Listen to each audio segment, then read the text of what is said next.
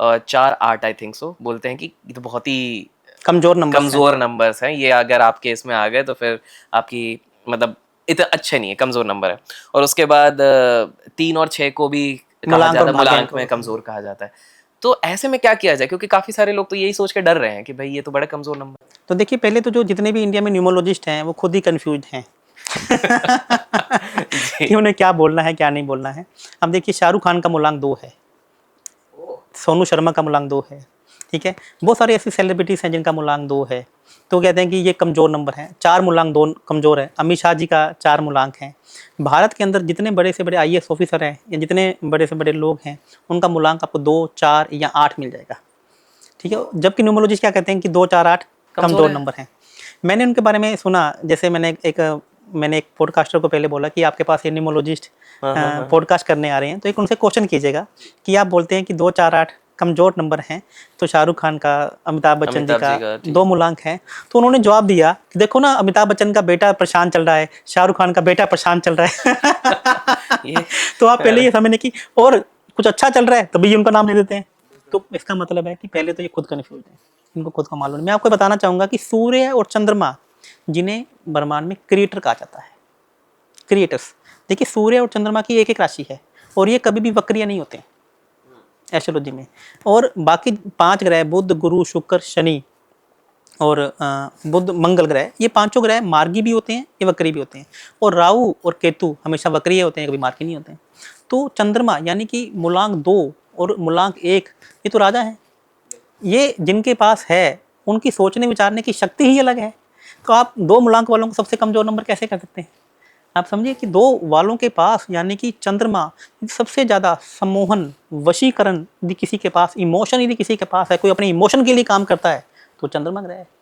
तो इसको समझने की कोशिश, तो जितने भी, मैं आपको यही कह रहा हूँ कि भारत के न्यूमोलॉजिस्ट वो है, उन्होंने चाइना की लोशों को तो पढ़ के अपने आप पे बातें थोपे जा रहे हैं। तो आप इन चक्करों में मत पड़िए। मैं इसमें आपको एक बात और भी बता देता हूँ, इसको एक थोड़ा सा पॉडकास्ट जरूर अपना लंबा हो जाएगा। नहीं कोई बात आप जब भी अपना बच्चे का नामकरण कराते हैं तो आप क्या देखते हैं कि हमारा मूलांक क्या है। बिल्कुल। और आप देखते हैं कि जितने भी इंडिया के न्यूमोलॉजिस्ट क्या बोलते हैं, आपका मूलांक 1 है तो आपका 8 नंबर पे जो नंबर आते हैं उन पे आप अपना नाम मत रखिए। जबकि ये नामकरण की सही विधि नहीं है। सही विधि को समझने की कोशिश कीजिए। 4 प्रकार की राशियां होती हैं, जैसे अग्नि तत्व की राशियां। अग्नि तत्व की राशियां हैं 1, 5, 9, यानी कि मेष, सिंह और धनु राशियां। इसका मतलब यदि आपकी ये राशि है तो आप अग्नि तत्व के इंसान हैं। उसको बात कहते हैं पृथ्वी तत्व की राशियां। 2, 6, 10, यानी कि आपका जो राशि है यदि वृषभ है, कन्या है या फिर मकर है। और आप वायु तत्व के हैं, यानी कि 3, 7, 11, यहाँ पे मिथुन, तुला, कुंभ। तो आप मिथुन वायु तत्व के रहें। और यदि आप जल तत्व के हैं तो यानी कि 4, 8, 12।